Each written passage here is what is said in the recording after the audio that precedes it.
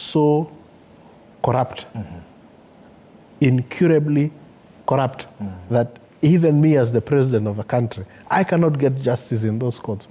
What kind of message is he sending to ordinary mortals like you and me, who then are relying on the courts to resolve the disputes that we are having?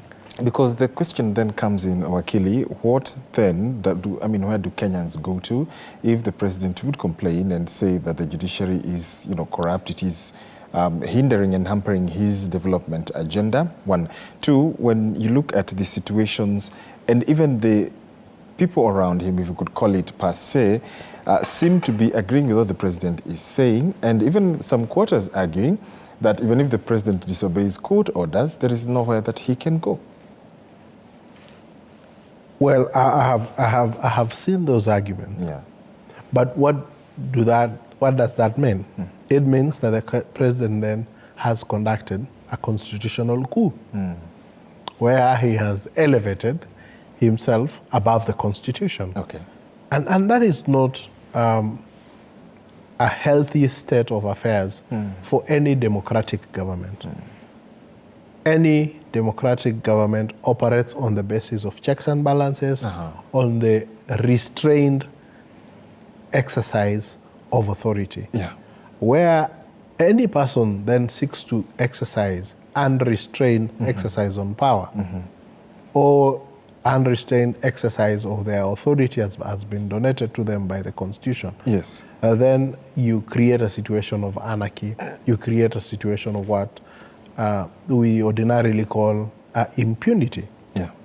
And that impunity is extremely dangerous to a growing economy and a country that is trying to come out of a difficult period that we have witnessed. One of the things that we must never forget is the history of this country.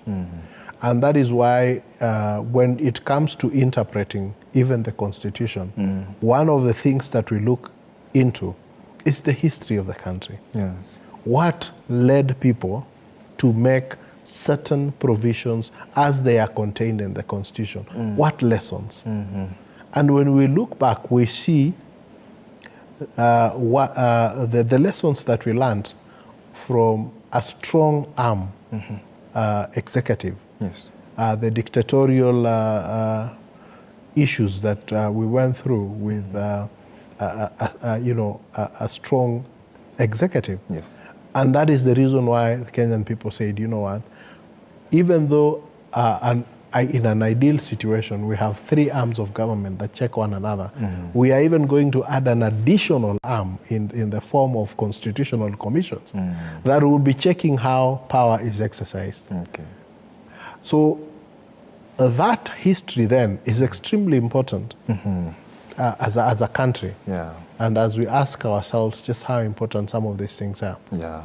And the one thing that I keep saying, that the problem with things like rights, human rights,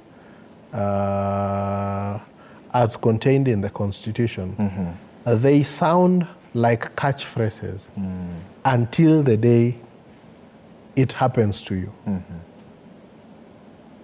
Until the day you go to court and the court cannot enforce your rights, or you are given an order of court and somebody looks at it and says, this is just a mere piece of paper, because the authority that is supposed to be contained in the order that the court has given you has been taken away.